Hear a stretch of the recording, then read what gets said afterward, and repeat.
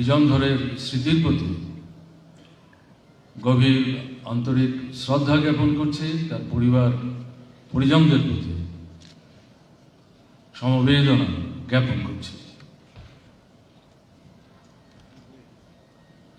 1 মাসেরও কম সময়ের মধ্যে এই প্রেক্ষাগৃহে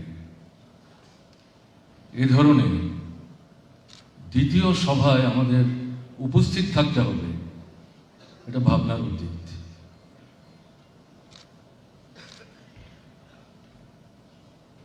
কমরেড গৌতম দাস পার্টি রাজ্য কমিটির সম্পাদক, কেন্দ্রীয় কমিটির সদস্য অনেক আগেই হয়েছিলেন, কিন্তু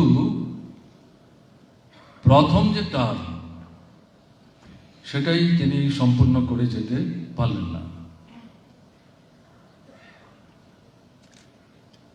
অল্প সময়ের ব্যবধানে কমরেড বিজনধর গেলেন। প্রায় 10 বছর ত্রিপুরার পার্টির সম্পাদক ছিলেন। এই দায়িত্ব থেকে অব্যাহতি নেওয়ার পর ত্রিপুরা বামফ্রন্টের আহ্বায়কের দায়িত্ব কাঁধে তুলে নেন। তাকেও আমাদের হারাতে হবে। অভাবনীয় ক্ষতি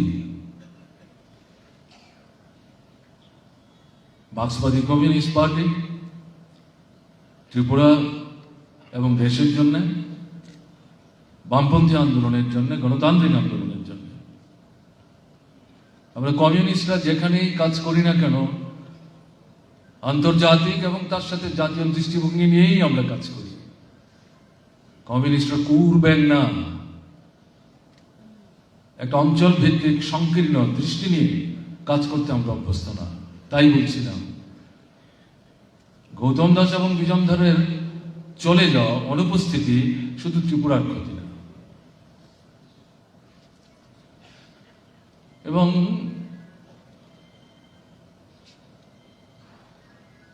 পঞ্চাশ বছরের গভীর অভিনিবেশ নিয়ে আদর্শের প্রতি যে অনুরাগ, আনুষ্ঠানিকতা না, সমর্পণ করে মানুষের সাথে নিজেদেরকে সম্পৃক্ত করে লড়াইয়ের ময়দানে তিলে তিলে তৈরি হয়েছে। কমিউনিস্ট আন্দোলনের নেতৃত্ব আকাশ থেকে পড়ে না, মাটি ফুঁড়ে উঠে না। জনগণের যে লড়াই সংগ্রাম, তারাই কমিউনিস্ট আন্দোলনের নেতৃত্বের জন্ম দেন। বিজনধর, গৌতম দাসরা এই লড়াইয়ের ময়দানে অভ্যুত্থিত হয়েছিলেন। তাহলে আমরা কি এখানে মিলিত হয়েছি চোখের জল ফেলবার জন্য, হতাশা ব্যক্ত করবার জন্য?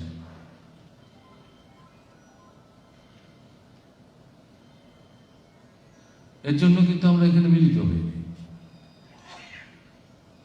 এই দুজন কমরেড চলে গিয়ে দেশের এবং বিশেষ করে ত্রিপুরার যে বর্তমান চলমান অবস্থা, ব্যাখ্যা বিশ্লেষণে যাওয়ার কোনো দরকার নেই। এই পরিস্থিতিতে পার্টির সামনে, বামপন্থী আন্দোলনের সামনে, গণতান্ত্রিক আন্দোলনের সামনে তারা কিন্তু একটা চ্যালেঞ্জ উপস্থিত করে গেছে।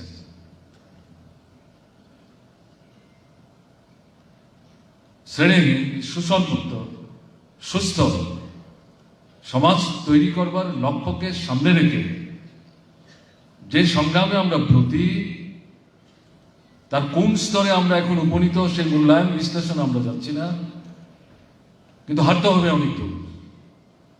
এরকম পরিস্থিতিতে যে চ্যালেঞ্জের সম্মুখীন আমরা, তাকে মোকাবেলা করার জন্য দৃঢ়তা, বলিষ্ঠতা নিয়ে আমাদের কিন্তু কার্যকরী ভূমিকা গ্রহণ করতে হবে।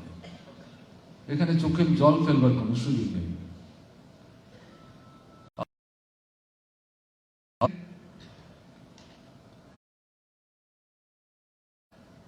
এই যে সংগ্রাম, এই সংগ্রামে যোগ্য ভূমিকা নিতে গেলে পর যে চ্যালেঞ্জের কথা আমি বললাম, সেই চ্যালেঞ্জ ঠিকভাবে মোকাবেলা করতে গেলে পর মতাদর্শের যে সংগ্রাম, এই সংগ্রামকে তীক্ষ্ণ করতে হবে। শুধু পদাধিকারী নেতৃত্ব যারা, তাদের কথা না, নানা স্তরের নেতৃত্ব এবং সাধারণ মানুষ, তাদেরকে মতাদর্শের যে চিন্তা এবং চেতনায় উদ্ভাসিত করার যে দায়িত্ব, সেই দায়িত্ব আমাদের গ্রহণ করতে হবে। নিজেকে তৈরি না করে অন্যকে তৈরি করার দায়িত্ব তো আমরা নিতে পারি না। শ্রেণীর চেতনা যা শত্রু এবং মিত্রকে চিনতে সাহায্য করে, সেই চেতনায় পার্টির ভেতরে এবং বাইরের জনগণকে ক্ষুরধার হয়ে উঠতে আমাদের সাহায্য করতে হবে। পার্টির যে সংগঠন, আমাদের পার্টির সংগঠন গড়ে তোলার কতগুলো মৌলিক নীতি আছে, সেই নীতিগুলোর সাথে সমঝোতার কোনো সুযোগ নেই, দৃঢ়তা নেই। এই নীতি অনুসরণ করে ইস্পাত দৃঢ় পার্টি আমাদের গড়ে তুলতে হবে। এই কাজ যদি আমরা করতে না পারি, তাহলে বিজনধরী বলুন, গৌতম দাসী বলুন, তাদের স্মৃতির প্রতি শ্রদ্ধা দেখানো আনুষ্ঠানিক হবে।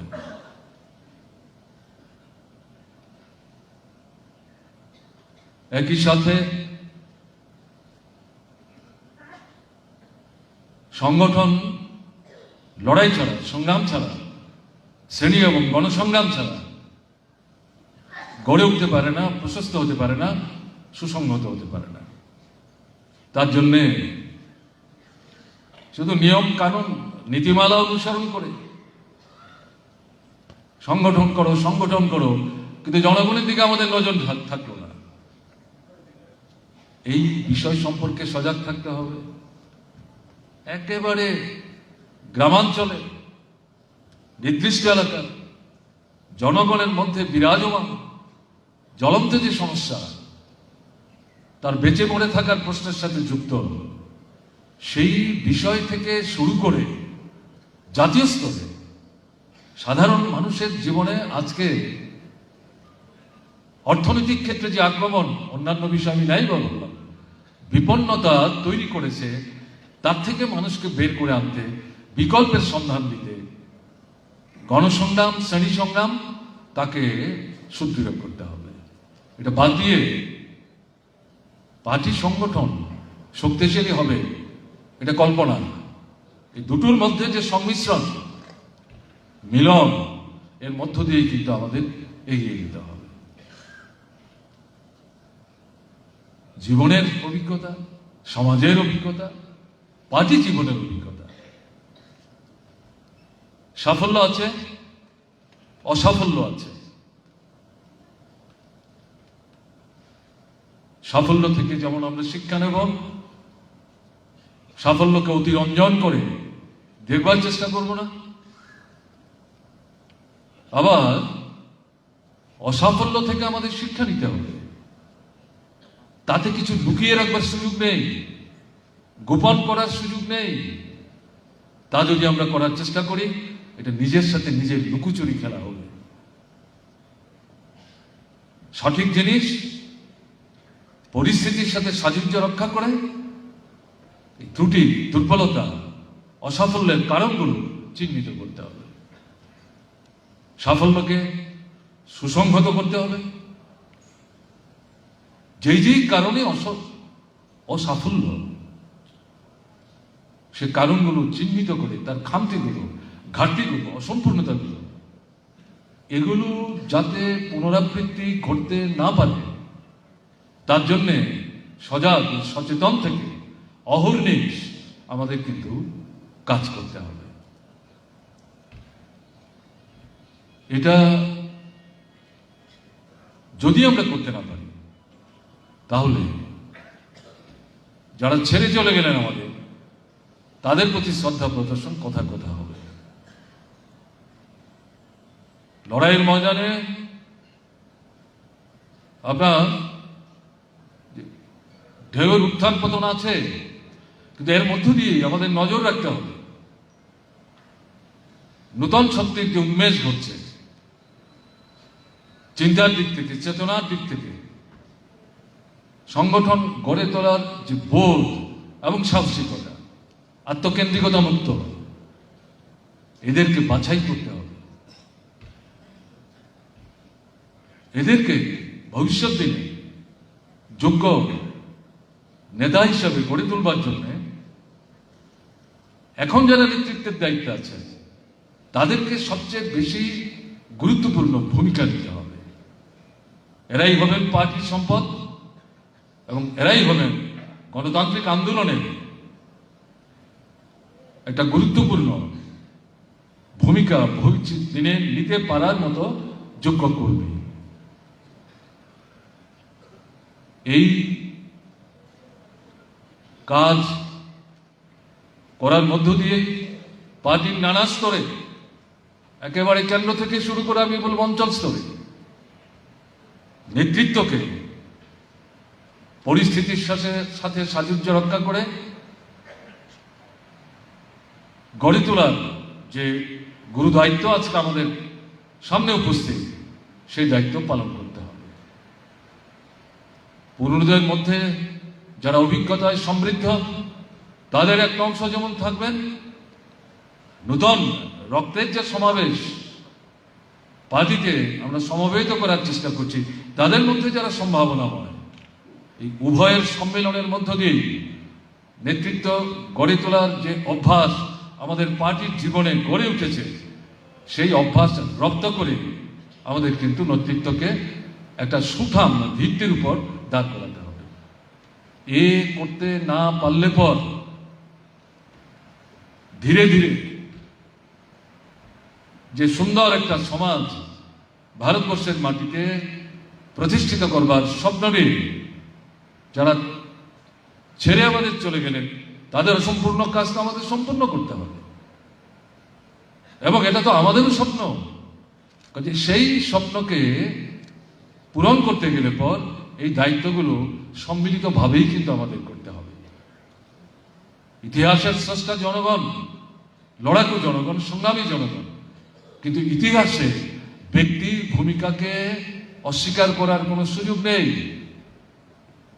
সেদিক থেকে ত্রিপুরার কমিউনিস্ট আন্দোলন বলুন, বামপন্থী আন্দোলন বলুন, গণতান্ত্রিক আন্দোলন বলুন, এই তিলে তিলে গড়ে ওঠা 50 বছরের প্রয়াসের মধ্য দিয়ে, নানা দায়িত্ব প্রতিপালনের মধ্য দিয়ে, আনুষ্ঠানিকতা বর্জিত অত্যন্ত আন্তরিকতা নিয়ে কাজের মধ্য দিয়ে যারা তৈরি হয়েছিলেন, তাদের প্রতি যেমন আমরা শ্রদ্ধা দেখাতে পারবো, ঠিক তেমনি আমাদের যে অসম্পূর্ণ যে লক্ষ্য, সেই লক্ষ্যে পৌঁছার যে কাজ, সেই কাজটাও কিন্তু আমাদের পক্ষে সময় লাগতে পারে, কিন্তু এর কোনো বিকল্প নেই। একটা পচাগলা অবস্থার মধ্য দিয়ে আমরা চলছি। কোভিড 105 থেকে 10 বছরের ব্যবধানে সারা পৃথিবীর সামনে পুঁজিবাদের যে পচাগলা চেহারা, এটাকে যেমন উন্মোচিত করেছে, ঠিক তার পাশাপাশি আমরা যে ধরনের ব্যবস্থাটা পত্তন করবার সংগ্রামে নিজেদেরকে যুক্ত রেখেছি, যার সাথে কমরেড বিজন, গৌতম দাসরা যুক্ত ছিলেন, তার যে ভিন্ন চেহারা, তাদের মধ্যে যে সীমাবদ্ধ নেই ঘটনা তা না, কিন্তু পৃথিবীর সামনে নূতন সিংহদ্বার এই সংকটের পরিস্থিতিতে তারা কিন্তু উন্মুক্ত করে দিয়েছে। তার মধ্যে দিন রাত্রের যে ফারাকটা, এটা পরিষ্কার হয়ে গেছে। কাজে সেদিক থেকে একটা চার্নিং, আমি যেটা বলবো, আন্তর্জাতিক পরিসরে চিন্তার ক্ষেত্রে, ভাবনার ক্ষেত্রে, মননের ক্ষেত্রে যেমন একটা উথাল পাথাল অবস্থা না হলো, একটা পরিবর্তনের নূতন যে আপনার দিক, নিউ ডাইমেনশন, সেটা লক্ষ্য করা যাচ্ছে। আমাদের দেশেও দক্ষিণপন্থী শক্তি এই মুহূর্তে তার বারবারন্ত, কিন্তু এটাই শেষ, এটাই সব, এটা মনে করার কোনো কারণ নেই। তার পৃষ্ঠে কৃষক আন্দোলনের কথা উঠেছে, শ্রমিক আন্দোলনের কথা উঠেছে, যুব আন্দোলনের কথা উঠেছে, ছাত্র জীবনের সমস্যার কথা উঠেছে, উপজাতি, তপশিলি, ওবিসি, সংখ্যালঘু, শিক্ষক, কেরানি, কর্মচারী, ছোট মাঝারি ব্যবসায়ী যার যার অবস্থান থেকে ভূমিকা নেওয়ার চেষ্টা করছেন। বিশেষ করে কৃষক আন্দোলন, শ্রমিক আন্দোলন, তাদের মধ্যেই জড়িয়ে আছেন আমাদের যুবশক্তি। কাজে এটা ভিন্ন বার্তা নিয়ে উপস্থিত হচ্ছে। দক্ষিণপন্থী শক্তি টুটিনি মারবার চেষ্টা করছে প্রগতির শক্তিকে, এটাই শেষ কথা, এটা মনে করার কোনো কারণ নেই। আন্তর্জাতিক পরিস্থিতির নেতিবাচক দিকগুলির প্রতিফলন যেমন আমাদের দেশে ঘটছে, ইতিবাচক দিকগুলো কিন্তু আমাদের দেশের মানুষকে উদ্ভাসিত হতে সাহায্য করছে। এবং আমাদের দেশের এই যে নেতিবাচক এবং ইতিবাচক দিকগুলো, এগুলো আমাদের ত্রিপুরাকেও কিন্তু প্রভাবিত করছে। কাজে ত্রিপুরায় আজকে যা চলছে, ফ্যাসিস্টবাদ আক্রমণ, এটা শেষ কথা মনে করলে ভুল করা হবে। ঘুরে দাঁড়াতে হবে, নিজের পায়ে দাঁড়াতে হবে, রুখে দাঁড়াতে হবে এবং সংঘবদ্ধভাবে। এবং এই সংঘবদ্ধ শক্তি হচ্ছে ঐক্যবদ্ধ নেতৃত্বের আধার। কাজে সেই নেতৃত্ব লড়াইয়ের মধ্য দিয়েই আমরা গড়ে তোলার প্রক্রিয়া আছি। এটাকে ভাবনায় রেখে সামনের দিনের লড়াই সংগ্রাম এগিয়ে নিয়ে যাওয়ার মাধ্যমে তাদের স্মৃতির প্রতি আমরা আমাদের অন্তরের অন্তঃস্থল থেকে যথার্থ শ্রদ্ধা দেখাতে পারবো বলেই আমরা মনে করি। এই কথাগুলো বলে আরেকবার কমরেড বিজন ধরের স্মৃতির প্রতি শ্রদ্ধা নিবেদন করে তার পরিবার পরিজনদের প্রতি সমবেদনা জ্ঞাপন করে আমার কথা বলা এখানে আমি শেষ করছি। আপনারা ভালো থাকবেন, সাবধানে থাকবেন। কোভিড তৃতীয় ঝড় যে কোনো সময় আসতে পারে। আজকেই পত্রিকায় দেখছিলাম পশ্চিমবাংলায় এই পুজো শেষ হওয়ার পর এই 2 দিনের মধ্যে বলছে আক্রমণের যে তীব্রতা, তাতে প্রায় 40% তার বৃদ্ধি পেয়েছে। আমাদের রাজ্যে তো পরীক্ষাই হয় না, চিকিৎসা কোথায় হবে? কাজেই সতর্ক থাকতে হবে, সাবধান থাকতে হবে। আর যাতে আমাদের প্রাণাধিক প্রিয় এই ত্রিপুরার কোনো মানুষ এবং আমাদের পার্টির কোনো নেতা কর্মীকে হারাতে না হয়, সাবধানে থাকতে হবে।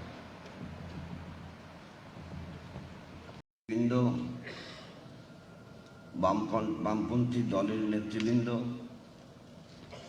এবং কমরেড বিজন ধরের স্মরণ সভায় উপস্থিত কমরেডগণ ও বন্ধুগণ, আমি শুরুতেই কমরেড বিজন ধরের স্মৃতির প্রতি বিনম্র শ্রদ্ধা জানাই। একই সঙ্গে কমরেড বিজন ধরের স্ত্রী, কন্যা, পরিবার পরিজনের এবং তার গুণমুগ্ধ পরিচিত ব্যক্তিবর্গ কমরেডগণের তাদের প্রতি সমবেদনা জানাই। কমরেড বিজন ধর সম্পর্কে অনেক কথাই আগের বক্তাদের কাছ থেকে আপনারা শুনেছেন। তার সাংগঠনিক কর্মদক্ষতা, রাজনৈতিক বিচক্ষণতা, মতাদর্শের প্রতি অটুট তার যে বিশ্বাস, তদ অনুযায়ী জীবনচর্চা, সেগুলো সব শুনেছেন। এখন আমরা যারা এ ধরনের একজন রাজনৈতিক নেতৃত্ব তার স্মরণসভায় মিলিত হই, তখন শুধু ফুল বেলপাতা দিয়ে তাকে পুজো করার জন্য আমরা কিন্তু মিলিত হই না।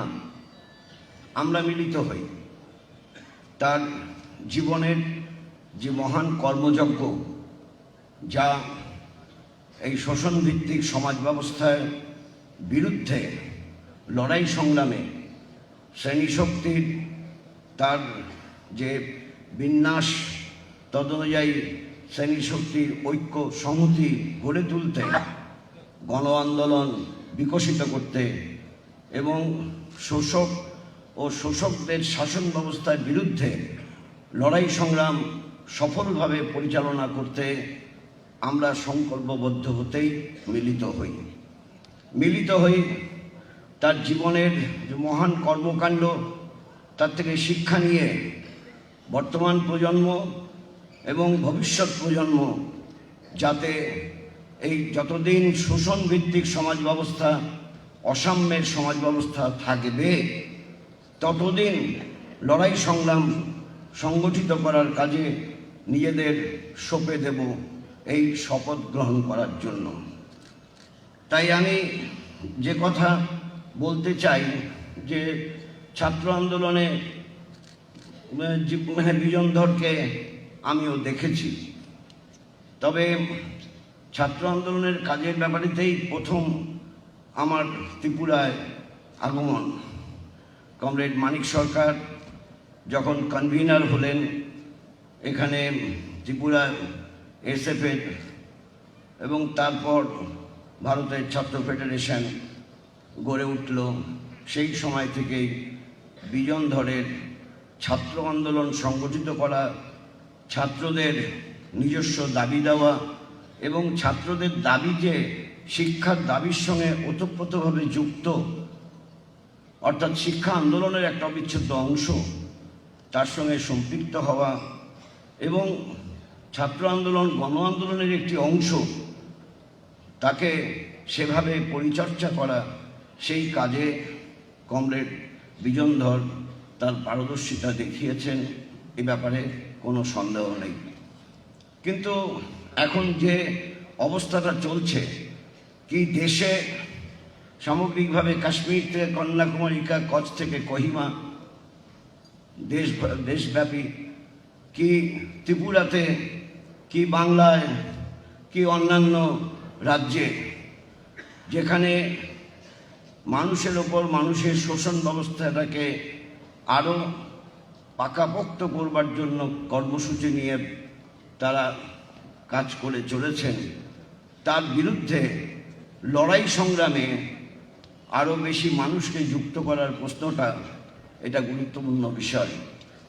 একটু আগে কমরেড প্রকাশ কারাত তিনি যে সময়কার, যে কালো অন্ধকার, ঘন অন্ধকারের দিনে ত্রিপুরায় লড়াই সংগ্রাম পরিচালনা করে আবার আলোর রশ্মি দেখাতে পারা গিয়েছিল, সেটা সম্ভবপর হয়েছিল গণ আন্দোলনে, তীব্র গণ আন্দোলনের সংগঠিত হওয়ার মধ্য দিয়েই সম্ভবপর হয়েছিল।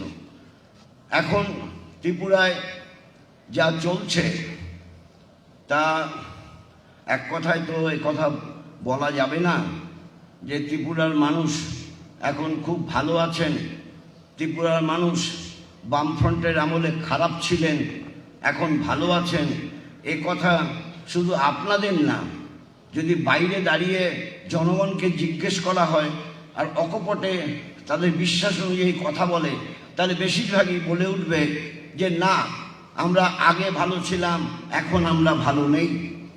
এই যে পরিবেশ পরিস্থিতিটা হয়েছে, গণতন্ত্রের উপর হামলা আক্রমণ, মানুষের অধিকার তার উপর হামলা আক্রমণ, এসব চলছে।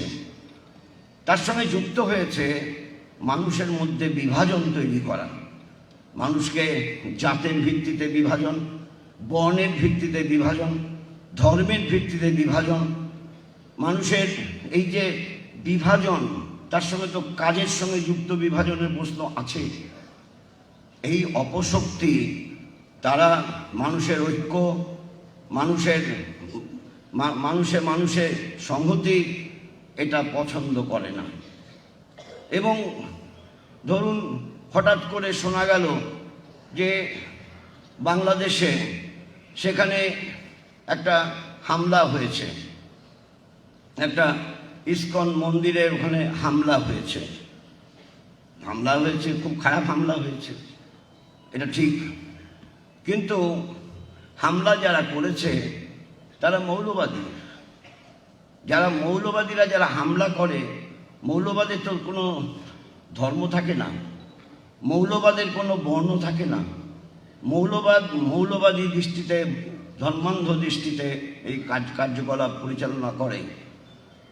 এখন জানেন আপনারা সবাই অবহিত আছেন, সারা দেশে যে কৃষক আন্দোলন হচ্ছে, যেভাবেতে প্রায় 11 মাসের কৃষক আন্দোলন, এরকম স্বাধীনতা উত্তর ভারতে এরকম কৃষক আন্দোলন কোনো দিন সংগঠিত হয়নি।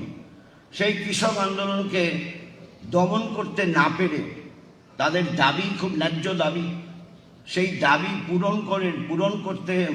পূরণ করছে না, আর দমন করতে না পেরে যে ধরনের ঘটনা, আমি পুরনো ঘটনার কথা বলছি না, একেবারে সেই দিন ওই লখিমপুর খেরিতে যে ধরনের ঘটনা সংগঠিত হলো, যারা করলো তাদের কৃষকদের প্রতি মায়া মমতা আছে, তারা আমাদের দেশের অন্নদাতা, তাদের প্রতি কোনো চিন্তা ভাবনা আছে না নেই।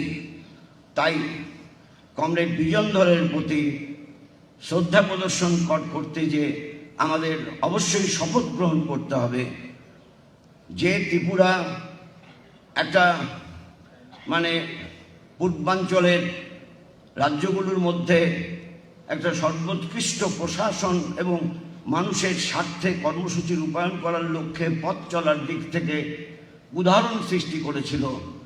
সেই ত্রিপুরা আজকে যে যাদের হাতে পড়ে মানুষের মধ্যে যে বিভেদের বিষ ছড়ানোর চেষ্টা করছে, তাকে পরাস্ত করা, তাকে সেই শক্তিকে জনগণ থেকে বিচ্ছিন্ন করার শপথ গ্রহণ করার মধ্য দিয়েই কমরেড বিজনধরের স্মৃতির প্রতি যথোচিত শ্রদ্ধা প্রদর্শন করা সম্ভবপর হবে বিশ্বাস করেই আপনাদের অভিবাদন জানিয়ে আমি পুনরায় আপনাদের যারা কমরেড বিজনধরের স্মৃতির প্রতি শ্রদ্ধা জানাতে এখানে মিলিত হয়েছেন তাদের অভিনন্দন জানিয়ে আমি আমার কথা এখানেই শেষ করব।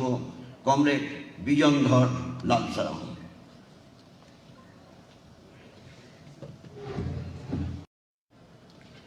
मंच पर उपस्थित मार्क्सवादी कम्युनिस्ट पार्टी के नेतागण, वामपंथी पार्टियों के नेतागण,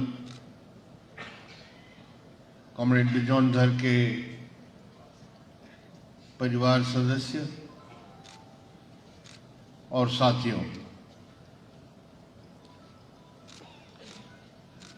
इस कोविड महामारी के दौर में हमारी पार्टी के और वामपंथी आंदोलन के सैकड़ों साथियों की जान गई है। हमारी पार्टी के केंद्र कमेटी के 4 सदस्यों की मृत्यु हुई है अभी तक। उनमें से 2 त्रिपुरा से हैं, कॉमरेड गौतम दास और कॉमरेड बिजोनधर। ये हमारी पार्टी और खास तौर पर त्रिपुरा के इकाई के लिए एक बहुत भारी क्षति है, क्योंकि ये 2 हमारे कॉमरेड्स त्रिपुरा के कम्युनिस्ट आंदोलन के पैदा हुए, यहाँ के आंदोलन में जूझते हुए पार्टी के नेता बने और उन्होंने बहुत बड़ा योगदान दिया हमारे पार्टी और आंदोलन के लिए। एक कम्युनिस्ट पार्टी के लिए नेता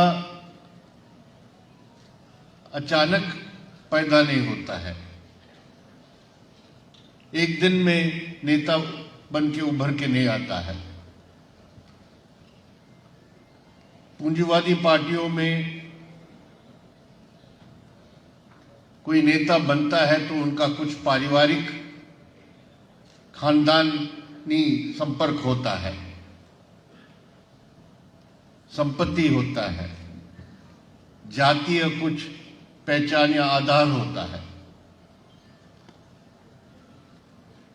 लेकिन कम्युनिस्ट पार्टी में बरसों के अनुभव से, संघर्ष से, त्याग से एक नेतृत्वकारी साथी उभर के आता है। तो जब ऐसे कम्युनिस्ट पार्टी के नेता को हम कोविड जैसे बीमारी से अचानक खो जाते हैं, तो उसका मतलब आंदोलन के बरसों का जो अनुभव है, पूंजी है और नेतृत्वकारी जो क्षमता है, उससे हम वंचित हो जाते हैं। कॉमरेड बिजोन धर ऐसे साथी थे, जैसे सब साथियों ने अभी बताया। वो छात्र आंदोलन से अपने सार्वजनिक जीवन शुरू किया।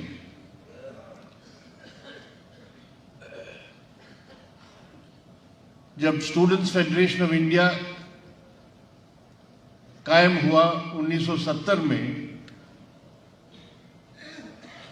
उसके पहले भी वो त्रिपुरा के छात्र आंदोलन में एक सक्रिय कार्यकर्ता बन चुके थे और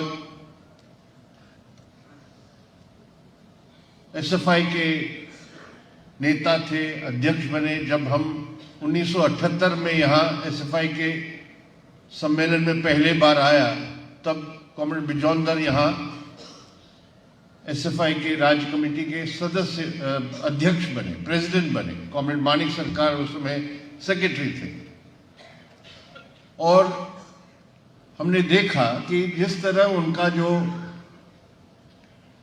एसएफआई का आंदोलन और संगठन को निर्माण करना, काम करके बनाना उनकी क्षमता थी, वो बाद में पार्टी में आके उन्होंने वही क्षमता दिखाया संगठन बनाने में। वो संगठन करता थे और इसीलिए त्रिपुरा के राज्य कमेटी के मंत्री बने, सेक्रेटरी बने। मेरे ख्याल में 11 साल से ज्यादा वो हमारे पार्टी के सेक्रेटरी रहे। और त्रिपुरा के पार्टी के संगठन को चलाने में, उसको दिशा देने में बिजोन धर का बहुत बड़ा योगदान रहा, क्योंकि वो उस पीढ़ी के थे जो यहाँ हमारे पार्टी के जो सर्वश्रेष्ठ नेता थे, कॉमरेड नृपेंद्र चक्रवर्ती, कॉमरेड दशरथ देव, कॉमरेड बीरेंद्र दत्ता, उन सब के छत्र छाया में काम करके उन्होंने पार्टी का काम करने का तरीका सीखा। और कॉमरेड बिजोन धर की ये खूबी थी कि वो मार्क्सवाद को अध्ययन करके, उसको ग्रहण करके कम्युनिस्ट पार्टी और आंदोलन के निर्माण में उसको इस्तेमाल किया। तो आज हमारे सामने ये सवाल उठता है कि दो साथी, एक हमारे पार्टी के सेक्रेटरी कॉमरेड गौतम दास, हमारे पार्टी के केंद्र कमेटी मेंबर, और कॉमरेड बिजोन धर जो लंबे समय के लिए हमारे पार्टी के सेक्रेटरी और नेतृत्वकारी साथी थे, ये दोनों हमारे बीच में नहीं रहे। मैंने कभी नहीं सोचा था कि मैं अगरतला में आऊंगा ऐसे वक्त पर जब ये दो साथी मौजूद नहीं हमारे बीच में,